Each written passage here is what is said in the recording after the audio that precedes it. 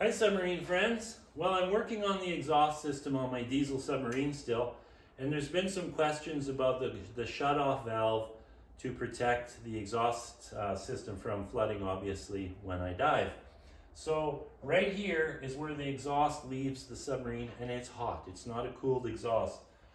So this is not the valve I'm using. This is a stainless steel ball valve, but I can't use a ball valve because there's like a neoprene seal top and bottom, and the exhaust actually will pass right over the lip of that seal. So I don't like that idea at all.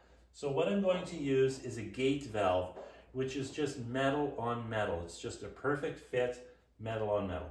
So the only plastic parts in the gate valve is the shaft seal right here. So what I'm going to do, there will be a short stainless steel nipple right here. Then the valve screws on. And then there's going to be a water reservoir around the valve. So imagine about a 6-inch light wall pipe, because I want to keep the weight down here. And that pipe will be about this tall. And so what happens, when my water discharges from the submarine, some of that water is going to be directed to keeping this reservoir full of water. So the valve is submerged in water all the time, and the exhaust stack just continues up. So to open and close this valve, I just drill a hole in the back of the nozzle here, the conning tower section, and there will be a tap on the inside, just a tap that I can turn to close that valve. It's out of the way, it doesn't bother anything there. That's actually how my submarine Necton Gamma worked.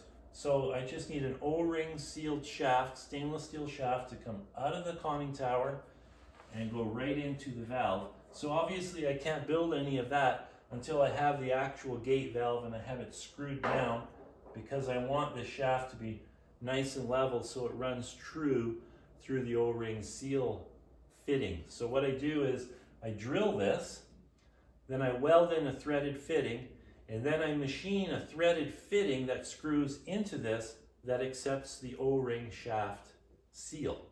So pretty simple, really. So that's how I'm protecting the valve, nice and simple. I can test all of this right here in the shop, because you can see my window there. I'm just going to run the exhaust up and right out the window. I'll make a piece of plywood, cut a hole in it, so I can start this thing up anytime, all winter long, and I can run water through the system and test it all. So that's how I'm making the exhaust valve work. So I hope that answers the questions. Ciao.